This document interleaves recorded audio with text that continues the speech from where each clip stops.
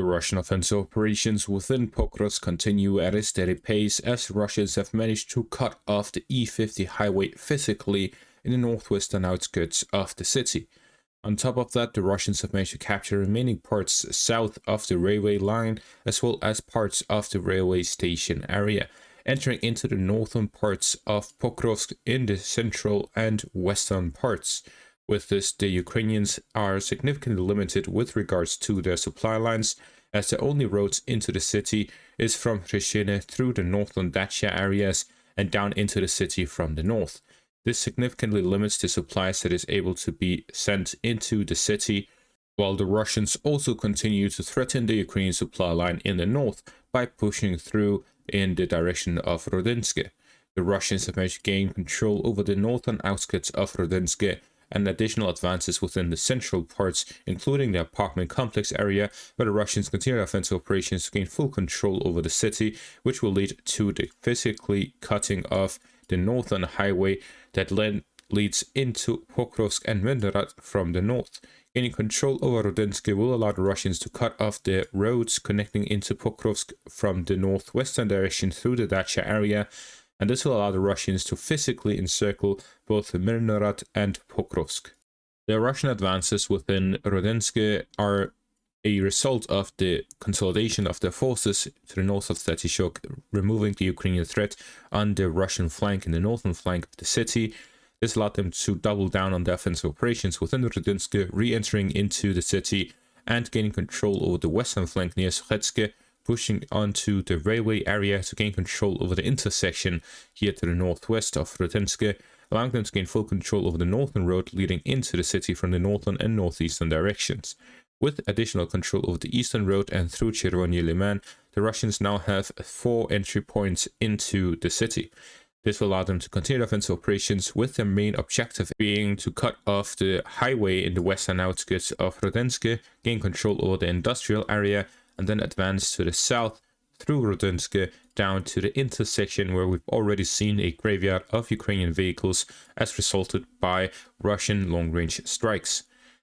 The cities of Mirnarad and Pokrovsk are already operationally encircled. This is partially what led to the quick capture of the southern parts of Pokrovsk following the Russian capture of the Shakhtarsk district. The fact that the Ukrainians have been limited in their supply for a long time, this issue has become much more emphasized with the Russian physical cut off of the E50 highway, leaving even fewer supply lines into the city. This allows the Russian drones to much more effectively target Ukrainian supplies leading into the cities.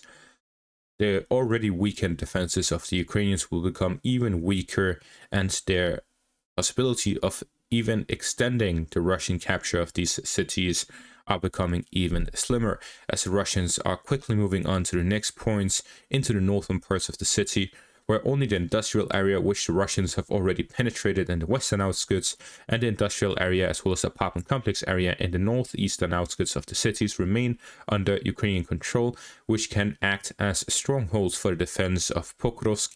As for Mirnarad itself, the city is very large. It had a pre-war population of about 50,000 people.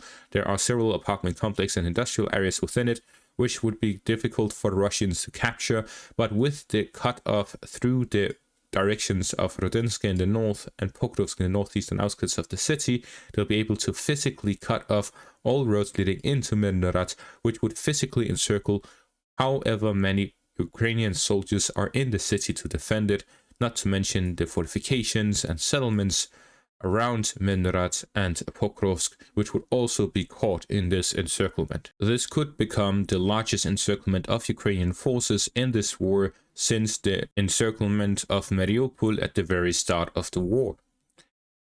The Russian capture of Pokrovsk and Mirnarad, especially if they're able to encircle the cities and cut off Ukrainian forces, will lead to a significant advantage in favor of the Russians for offensive operations going further.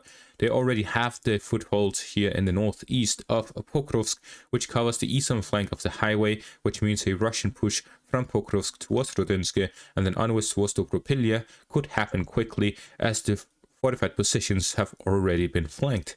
This allowed Russians to significantly speed up their offensive operations north of Pokrovsk into Dobropilya and then onwards to the flank of the Sloviansko-Shentinivka line and the western outskirts of the Donetsk region. To the southwest of this, the Russians made a small advance to the south of Novogorivka, where they managed to gain a foothold within the farm area to the south of the settlement as they continue offensive operations north of the Yanchur River. As for the north, in the direction of Lyman, there have been significant developments here as well. The Russians continued offensive operations beyond that of Zarechne, gaining control over some fortified positions on the outskirts of the town, as well as flanking the fortified positions north of Yampil by gaining control over a significant portion of the Serbyansky Forest area leading towards Lyman from the eastern direction. The Russians here have aligned the front line with the first line of defense outside of Lyman, and they have flanked the supply line leading from Lyman to the northern flank of Yampil. This allows Russians to have operationally encircled the fortifications north of Yampil, gaining control over which will secure the northern flank of Yampil and a road from the Serbiansky Forest area directly to Lyman through the railway line. This also creates a buffer zone between Zarechne and the Ukrainian positions, allowing the Russians to concentrate additional forces within Zarechne without direct fire threatening the Russian positions within the town. The Russians also managed to capture the fortifications in the northern outskirts of Zarechne, as well as the settlement of Mirne. This allowed for additional crossings to be under Russian control, which is the dam crossing here between Yapolivka and Mirne, as well as securing the flanks of the fish farm crossings here between Torske and Zarechne.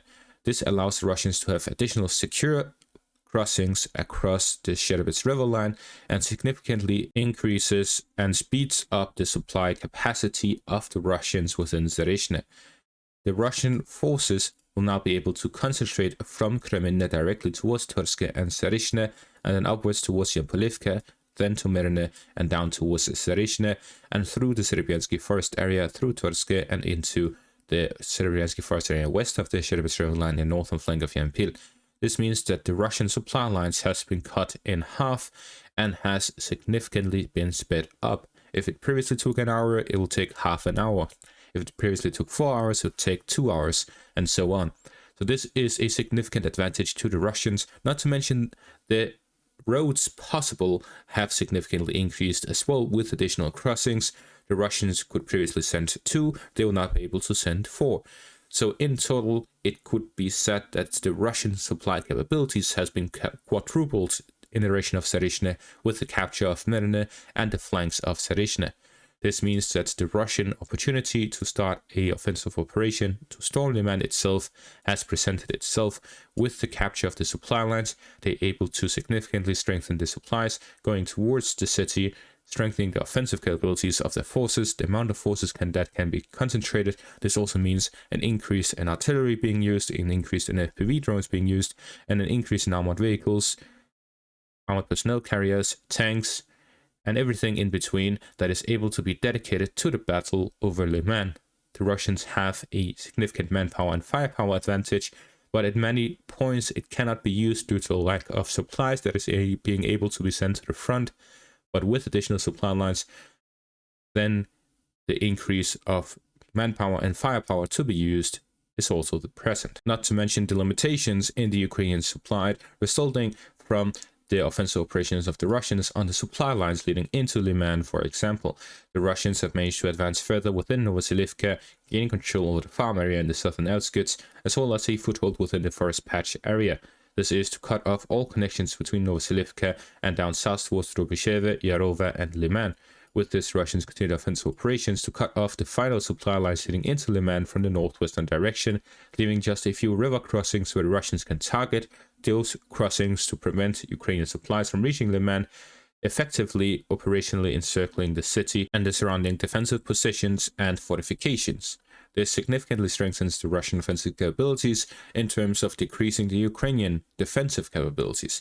So with an increase in the number of supply lines, the travel time through those supply lines, and cutting off Ukrainian supply capabilities by cutting off their roads, limiting the number of roads they can use, and also allowing the Russians to target fewer roads, which allows them to more effectively target supplies going in and out of Lyman, strengthens the operational encirclement of the city and completely switches the balance of power in favor of the Russians. We're seeing the same thing in the Pokrovsk direction, where the Russians have several supply roads leading into Pokrovsk now. Not to mention the supply lines of the Ukrainians being significantly limited. This increases the travel time for the Ukrainians, reduces the roads that they're able to use, increasing the effectiveness of the Russian operational encirclement, as they have to target a smaller area to destroy the Ukrainian supplies leading into the city. This also reduces the effectiveness of Ukrainian drone activity, as the Russians now have additional supply lines leading into the city, allowing them to disperse and diversify the roads that lead into the city to resupply their forces. This limits the Ukrainian effectiveness of their strike capabilities, as they have to cover and recon a wider area. This also allows Russians to have more roads, which increases the pure amount of supply trucks that lead into the city. Also, the fact that they're able to use more and more trucks and fewer smaller, lighter vehicles, because these roads are much more safer, which significantly increases the density of the supplies that are able to be sent into the city. And with the Shakhtarsk district and other apartment complex areas under their control and a large residential area, they can build up the supplies in the basements and other areas underground within the city itself. So with this, the supply situation for the Russians has exponentially increased over the past few days, with the capture of the Shakhtarsk district, the central apartment complex area, and everything south of the railway line. In conclusion, with just a very few words, the Ukrainian positions right now in Pokrovsk are in a complete disaster, not just Pokrovsk but also Mirnorod, as the Russian supply situation has completely turned a 180-degree change from a critical situation to an overbearing position, and for the Ukrainians a complete advantage to a complete disadvantage. And that is going to be all for this update. Thank you all for watching. Make sure to leave a like, subscribe, check out my Patreon and YouTube membership for additional content. Thank you all for watching and have a great day.